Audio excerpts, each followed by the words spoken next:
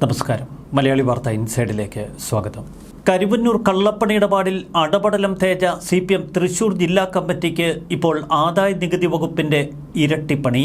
തെരഞ്ഞെടുപ്പ് കാലത്ത് ചട്ടവിരുദ്ധമായി ബാങ്കിൽ നിന്ന് പിൻവലിച്ച 1 കോടി രൂപ, ആ 1 കോടി രൂപയുടെ നോട്ടുകൾ ചാക്കിൽ കെട്ടി ഇക്കഴിഞ്ഞ ദിവസം ബാങ്കിൽ നിക്ഷേപിക്കാനായി പാർട്ടിയുടെ ജില്ലാ സെക്രട്ടറി എത്തി.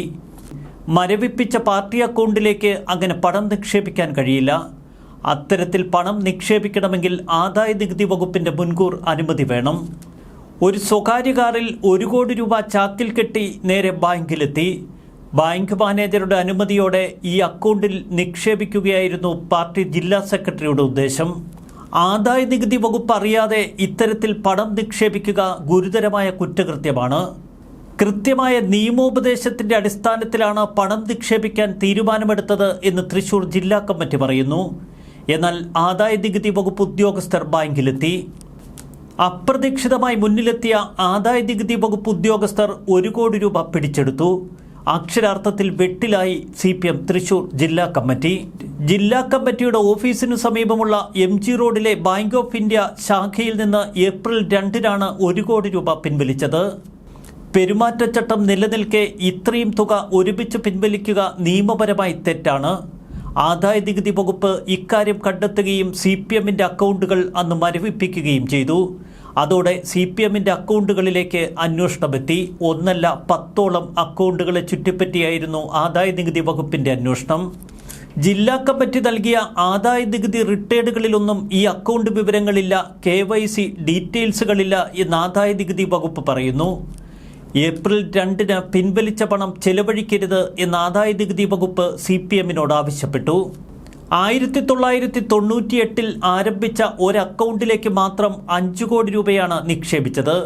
ഈ പണത്തിന്റെ സ്രോതസ് ആദായ നികുതി വകുപ്പ് തൃശൂർ ജില്ലാ കമ്മിറ്റിയോട് ചോദിച്ചു. മറ്റ് അക്കൗണ്ടുകളിൽ ഏകദേശം 10 കോടി രൂപയോളം നിക്ഷേപം.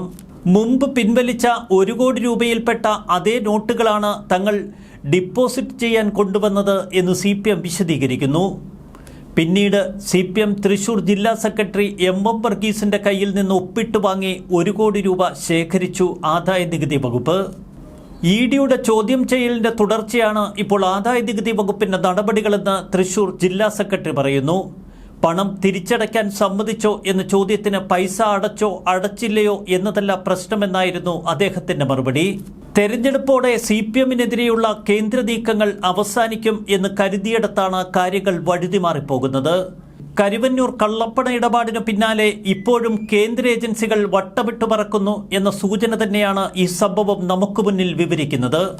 കരുവന്നൂരിൽ പണം നഷ്ടപ്പെട്ടവർക്ക് ആ പണം തിരികെ കൊടുക്കുമെന്ന ഇന്ത്യൻ പ്രധാനമന്ത്രിയുടെ ഉറപ്പ്.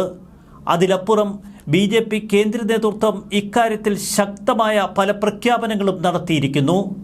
ലോക്സഭാ തെരഞ്ഞെടുപ്പല്ല, അതിലും മേലെയാണ് ലക്ഷ്യങ്ങളെന്ന് വ്യക്തമാക്കുന്നതാണ് ഇപ്പോഴത്തെ നീക്കങ്ങൾ. കേരളത്തിലെ CPM പാർട്ടി കൈകാര്യം ചെയ്യുന്ന കള്ളപ്പണത്തിന്റെ അടിവേരറക്കാൻ തന്നെയാണ് കേന്ദ്ര അന്വേഷണ ഏജൻസികളുടെ തുടർ നീക്കങ്ങളും. സഹകരണ ബാങ്കുകൾ കേന്ദ്രീകരിച്ച് കോടികളുടെ നിക്ഷേപമാണ് CPMനുള്ളത് എന്ന് കേന്ദ്രം പലവട്ടം സൂചിപ്പിച്ചു കഴിഞ്ഞു. ഇക്കാര്യത്തിൽ വ്യക്തമായ പല തെളിവുകളും തങ്ങളുടെ പക്കലുണ്ട് എന്ന് കേന്ദ്ര ഏജൻസികൾ തുടർച്ചയായി സൂചനകൾ നൽകുന്നു. അതിനിടയിലാണ് ഇപ്പോൾ 1 കോടി രൂപ ചാക്കിൽ കെട്ടി കറങ്ങുന്ന ഒരു പാർട്ടിയുടെ കഥ നമുക്ക് മുന്നിലേക്ക് വരുന്നത്. ബക്കറ്റ് പിരിവും കള്ളപ്പണ ഇടപാടുകളും അതാണ് CPMന് പലപ്പോഴും തലവേദനയുണ്ടാക്കുന്നത്.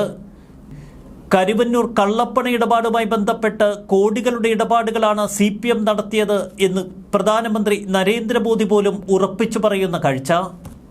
കേരളത്തിലെ CPMന്റെ ഖജനാവ് തേടി ഇപ്പോഴും കേന്ദ്ര അന്വേഷണ ഏജൻസികൾ വട്ടമിട്ട് പറക്കുന്നു എന്ന് നമുക്കുറപ്പിക്കാം. അതിന്റെ ലക്ഷണങ്ങൾ തന്നെയാണ് ഇപ്പോഴും നമുക്ക് മുന്നിൽ തെളിഞ്ഞു വരുന്നത്. ന്യൂസ് ഡെസ്ക് മലയാളി വാർത്ത ഇൻസൈഡ്.